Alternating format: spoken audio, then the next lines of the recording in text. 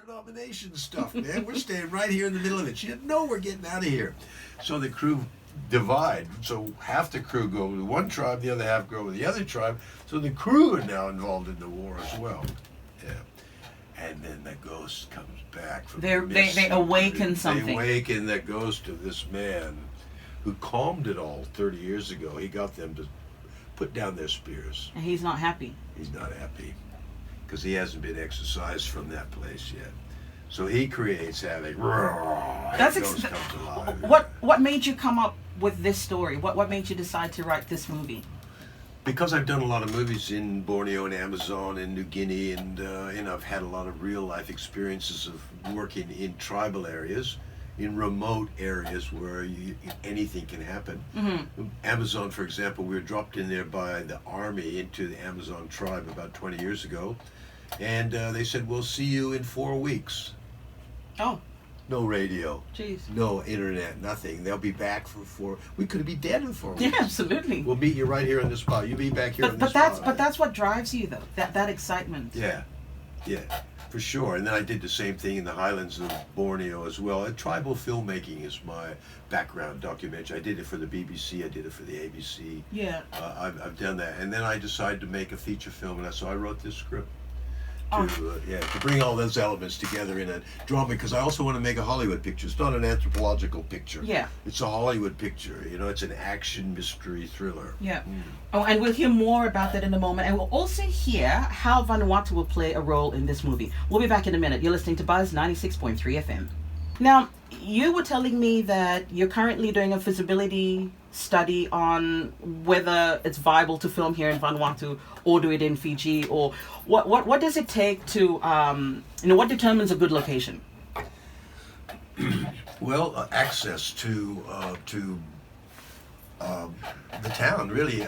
One of the great things about Vanuatu is you can film it within a kui of Port Vila, mm-hmm. where you got accommodation, international airport, you've got embassies, you've got actors, you've got vehicles, you got everything here. But then you can go out up less than an hour away, and you're in could be a tribal world. Right, because you don't want to spend too much time traveling. We can't afford to spend more than an hour each way.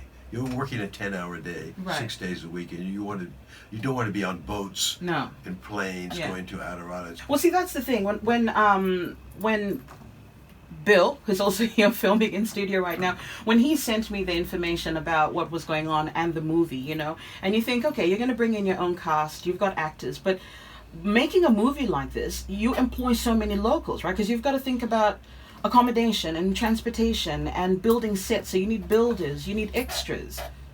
So how much involvement will there be from the locals, or how involved can locals be? 100%. Like all that building you're talking about, all that transportation, all that accommodation. We'll be staying in local places. We'll be using buses and cars and renting things and buying foods and having not architects but builders. Yes. We'll be building custom, but we'll also be building ramps and places for shooting and cranes and all that sort of stuff. It'll be a little city that we have to build around that surrounds the set, and that'll all be provided by locals.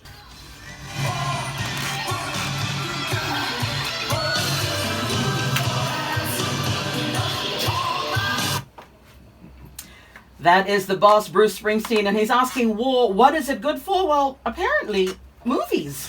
And we're talking about Gardens of War, which was set in the 90s, a film that is going to be filmed in Vanuatu by Bill, and who's with me in the studio still. We're talking about this movie. Bill, why Vanuatu, though? Why did you choose Vanuatu? Well, funnily enough, I saw Tana. I loved that movie. I saw it at the Premiere in Sydney, and they were there. The cast were there on stage at the end of the movie, and I was so impressed by the size of that picture and how they achieved so much with so little as well. And I thought, wow, and the people were so beautiful, and I thought, well, I'd like to explore a little bit of this. And I knew I had to make it, or wanted to make it in Melanesia. It's a Melanesian tribal scene with Bislama and all of that, so what if your choices were the Solomons, Papua New Guinea here, or Fiji? And I have a really good friend here I worked with in the city in Sydney for a long, long time, and he said, "Come over here and have a look over here because it's fantastic opportunity." And he knew a lot of people here, and he said we could get access to a lot of things. Yes. All the things we talked about earlier, like vehicles and accommodation and workmanship and all that sort of stuff. So he said, "Come on over and check it out." And so here. Well, I'm glad you decided Vanuatu, you know, because you did say Fiji, and I mean, I'm from Fiji, but Fiji's been getting a lot of exposure with, you know, with films, Bollywood and Hollywood movies as well. So I'm glad you decided to choose Vanuatu.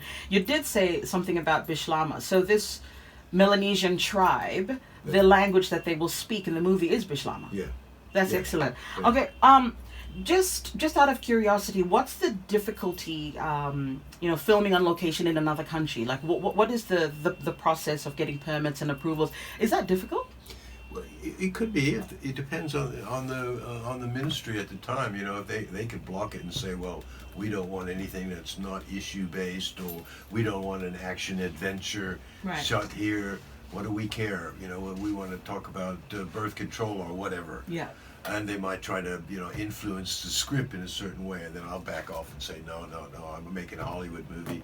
It's got nothing to do with issues. The only issue in this film is acculturation, how one civilization encroaches on another, and the buffer generation that you need to keep between those two civilizations. And so it really depends on the government. It really depends on making a film here is as easy it is as North Queensland. Right. To fly from Townsville to Sydney is the same cost as flying from Port Phillip to Sydney. Right. Accommodation is the same. We're going to have to put up all the crew. But the advantage is that we have the custom here, we have the custom builders, we have the tribal people, or the people who can act like tribal people. Yeah. You know, everyone in Port Vila is modern now. Everyone in the Fate is modern. Yeah. Or in the, you know, in the 21st century, if not the 20th. And we're asking them to go back in time as actors. You know, so everyone is acting something. If somebody gets too serious about it and says, "Oh, well, it's not exactly like we are or we want it to be," well, that's putting a block. And we need to have the freedom to you know, to be creative. Right. It's a creative film. Yeah. And I mean, so far the people that you've spoken to have been very welcoming and Absolutely. Yeah. Absolutely. I mean, they've given us forms to fill out. That's a start. You've got to start somewhere.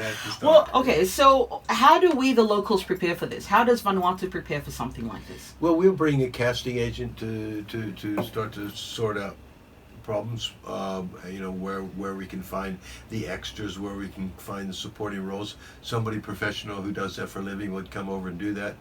And then we'd also then, you know, once we've chosen the property, we'd have to get the get the support of the custom owner of that property, and the landowner of that property, and the custom owner, and all that sort of stuff. So there's a lot of paperwork involved to get permits and locations, and then start fine tuning the budget. How many cars do we need to rent? How many rooms do we need to rent? How many night shoots? So we're going to do night shoots. We're going to have to, how many generators we're going to have to need for night?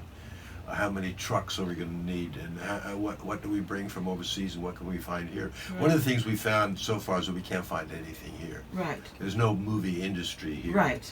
So we need to bring everything, all the cameras and the lights, and the dollies and that sort of stuff. But the personnel, they're all here. Yes. Yeah. Manpower is here. Yeah. And so basically in the next few weeks, once everything is, you know, sorted and decided, you know, stay tuned to Buzz 96.3 FM. We'll keep you updated on the progress of this movie, and how, you know, if you want to be an extra on the movie, if you want to roll in the movie, you know, they'll be looking for caterers and drivers and transportation and accommodation, all of that. You can stay tuned to Buzz 96.3 FM to find out more. Pick up the Vanuatu Daily Post to find out more. And is there anything else you'd like to share with our listeners, Bill? No, I'll be we're creating a website for it quite soon, so people will be able to contact that website and say, "Hey, here's a CV, here's a resume, or here's a story of my life." And it's great. It's going to provide a lot of employment for the locals. Surely will. Surely will. Absolutely. For a long period of time too. I cannot wait to watch this movie and just to just to be a part of it, because I'm sure we'll see you on the streets filming. Gardens of War, set in the 90s, and it's been produced and written by Bill. We're going to be hearing more from them throughout the next coming weeks and the months and the years. All the best with the approval process and the permits and all your applications. Yeah, thank you very much. I'm sure it's all going to get done. Thank you. Anytime now. You're listening to Buzz 96.3 FM. Stay tuned.